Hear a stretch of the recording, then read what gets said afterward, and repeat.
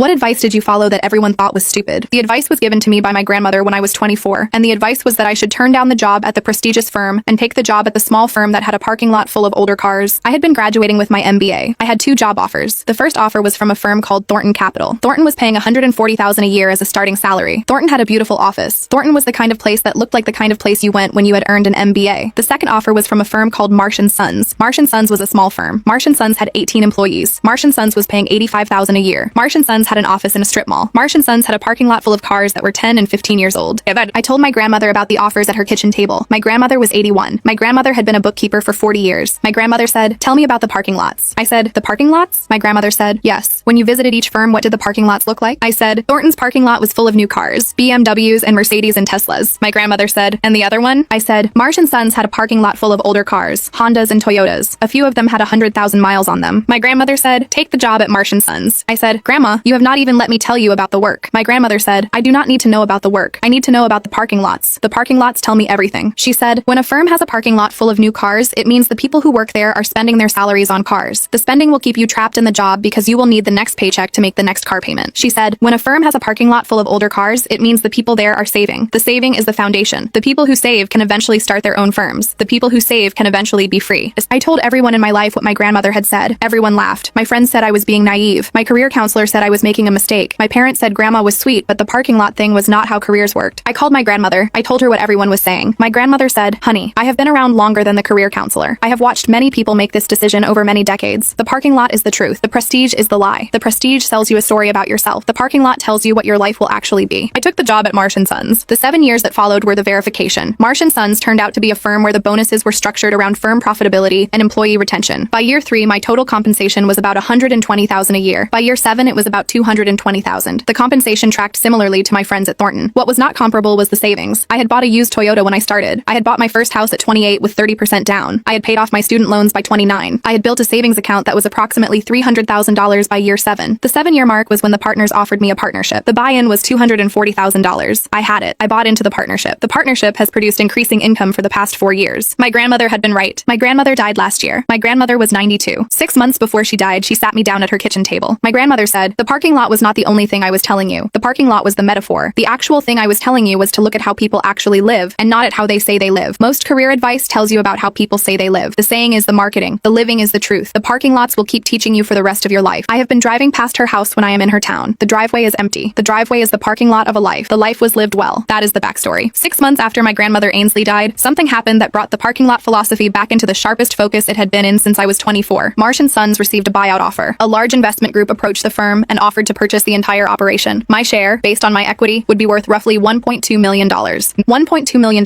is a number that changes the way you think about things. $1.2 million is a number that makes you sit very still and stare at a wall. My father Brett called me the same day he found out. He said, "You would be set. Your grandmother would have wanted you to take the security." He said it like it was already decided. My mother Jada called me an hour later. She said, "Honey, this is the finish line. You cross it." I felt the pull. I am not going to pretend I did not feel the pull. $1.2 million is real. It is the kind of number that means you never have to worry about certain things ever again. I felt the weight of that number sitting on me like something warm and heavy, and I wanted to say yes. I got in my car the next morning and I drove to the Marsh & Sons office. I pulled into the parking lot. The parking lot was the same older cars. It still looked like a place where people were saving. I went inside. The senior partner pulled me into his office and closed the door. He said, "They are going to gut this place. They always do. They buy the client list and they fire the people. I have watched 3 firms in this city get bought by groups like this. Every single time they kept the clients and let go of the staff within 18 months. He said, "I need you to vote no on this buyout, and I need you to help me convince the other partners to reject it." I sat there and I felt something click in my brain. This was a parking lot moment. The buyout was the shiny new car. The buyout was Thornton Capital. Keeping the firm was the old Toyota. Every single person in my life was telling me to take the money. The only person who had ever told me to look past the obvious choice was my grandmother Ainsley, and Ainsley was not alive anymore. She was not sitting at her kitchen table waiting for me to call. This time I had to figure out if I had actually learned the lesson or if I had only learned the story of the lesson. There is a difference. The test of whether you actually learned it is whether you can use it when nobody is there to remind you. I told the senior partner I needed a week. On the way home, I passed my grandmother Ainsley's old house. The driveway was still empty. The house was still dark. I parked across the street and I sat in my car and I looked at that empty driveway. I sat there until the streetlights came on. The next morning, I called Benson. Benson had been my career counselor back when I was finishing my MBA. Benson had been the one who told me I was making a mistake by choosing Marsh & Sons. I called Benson because I wanted to hear what the obvious choice sounded like when someone smart said it out loud. Benson did not hesitate. Benson said, "Take the money. You have already proven the firm was the right call. Now prove you know when to leave." He framed the whole thing as maturity. He said staying would be sentimental. He said leaving would be smart. I noticed that Benson's logic sounded perfect. It sounded clean and impossible to argue with, and I felt myself leaning toward it. 2 days later, I had dinner with Remy. Remy is my closest friend at the firm. We sat down at a small restaurant. We did not talk about the buyout for the first 20 minutes. Then Remy got quiet for a long time. Then he looked up. He said, I cannot afford to vote no. I have 2 kids. The buyout money would pay for their college. But I also know what happens after these buyouts. I have watched it happen to 3 firms. Then he said something that changed the weight of everything. He said, I will vote however you vote. He said it like he meant it completely. He said it like he trusted me more than he trusted himself on this. My decision was not just about me anymore. My decision was about Remy and his 2 kids and whether I was going to carry that correctly. A few days later, I went to see Marley. Marley had taken the Thornton job. Marley was now a senior associate at a large firm. Marley drove a new car. Marley lived in a nice apartment downtown. Marley was also $200,000 in debt. I told Marley about the buyout. Marley said, you want my honest opinion? Take the money and get out. You won. Stop being sentimental about a strip mall office. I asked her, are you happy? Marley stopped. Marley put her fork down. The silence felt much longer than it was. Then she said, happiness is not the metric. She said it flatly. She said it like she had rehearsed it. I sat there and I thought about my grandmother saying the parking lot tells you what your life will actually be. Marley's parking lot was a leased car she could not actually afford. Marley's parking lot was a woman who could not say the word happy without changing the subject. The next day, I went to my parents' house. Jada said, your grandmother was a bookkeeper. She was wise about small things. This is not a small thing. This is over $1 million. Brett said, we supported your decision 11 years ago. We were wrong then, but this is different. This is not about parking lots. This is about your future. I said, Grandma would have told me to look at the parking lot. Brett said, Grandma is not here anymore. You have to make this decision yourself. I went to bed early. I did not sleep. I lay there in the dark and I went through every conversation I had over the past week. Every single person I had talked to had told me to take the money. The only person who had told me to stay was the senior partner, and I was not sure about him. I lay there in the dark and I realized it was exactly how it had felt 11 years ago. 11 years ago, there had been one person who saw something different, but that person was gone. The next morning, I went to the closet in my guest room, where I had been keeping a box that Jada had given me after Ainsley's funeral. The box had been sitting there for 6 months. I had not been ready. I pulled the box out and I put it on the kitchen table and I opened it. Inside the box were old ledger books, dozens of them. They had green covers and lined pages, and they smelled like old paper and pencil lead. I picked up the first one and I opened it. The handwriting was Ainsley's. It was small and neat and precise. Every number was perfect. The numbers were not what made me stop breathing. What made me stop breathing were the notes. Ainsley had written small notes in the margins next to certain clients. I read the first one. The note said, spending beyond income will not last. Another client. Building reserves, this one will make it. More pages. New car again, 3rd year in a row, trouble coming. I read for 2 days. The notes were a record of my grandmother watching hundreds of businesses over 60 years and writing down what she saw. The pattern was there. The businesses that spent on appearance failed. The notes would say, new office, new furniture, hired a receptionist they cannot afford, and then 2 years later, the same client would be gone from the books. The businesses that saved and built reserves lasted. My grandmother had not been giving me folksy wisdom about parking lots. My grandmother had been applying 60 years of financial pattern recognition. My grandmother had been a scientist. The parking lots were her data. The ledger books were her research. The parking lot was the summary. The parking lot was the conclusion of 60 years of evidence. I picked up my phone and I called Remy. I said, I am voting no. Remy was quiet for a long time. Then Remy said, okay, I am with you. I felt steady. I felt like I was sitting in Ainsley's kitchen again. That feeling lasted about 4 hours. 4 hours later, my phone rang. The name on the screen was Nolan. Nolan is another partner at Marsh & Sons. Nolan is the kind of person who listens more than he talks. Nolan is the kind of person whose side you are never completely sure about. I picked up. Nolan said, I need to tell you something before the vote. The senior partner has been in conversations with a different buyer, a smaller group. He is not trying to save the firm from being sold. He is trying to sell it to someone who will give him a better deal. He has been using you to block this vote so he can negotiate the other one. I sat there with the phone against my ear and I felt the ground move under me. I asked Nolan how he knew. I asked him why he was telling me this. Nolan said, because he asked me to be part of it. I said no, but I thought you should know before you vote no and find out later that you were played. I hung up. My hands were shaking. I had felt so clear. The ledger books had given me the answer, but now the person who had asked me to stay might have been running the same kind of scheme the parking lot philosophy was supposed to protect me from. That person might have been a shiny new car pretending to be an old Toyota. I did not know what my grandmother Ainsley would have said. I did not know if the lesson still applied. I did not know if the parking lot philosophy worked when the person standing in the parking lot next to the old cars was lying to you about why he was standing there. I did not sleep that night. I sat at the kitchen table with the ledger books and I kept reading. And then I found it. It was next to a longtime client. Someone Ainsley had kept books for over what looked like 15 or 20 years. The note said, good business, good people, but the owner is lying about the expansion. Watch the parking lot. The parking lot does not lie, but the owner might. I stared at that note. I stared at it until the words blurred and came back into focus. My grandmother had accounted for this. She had already known that sometimes the person standing next to the old cars was not telling the truth. The parking lot philosophy had never been about trusting the people at the firm. It had been about trusting the observable evidence over what anyone told you, including the people who said they were trying to protect you. The parking lot does not lie, but the owner might.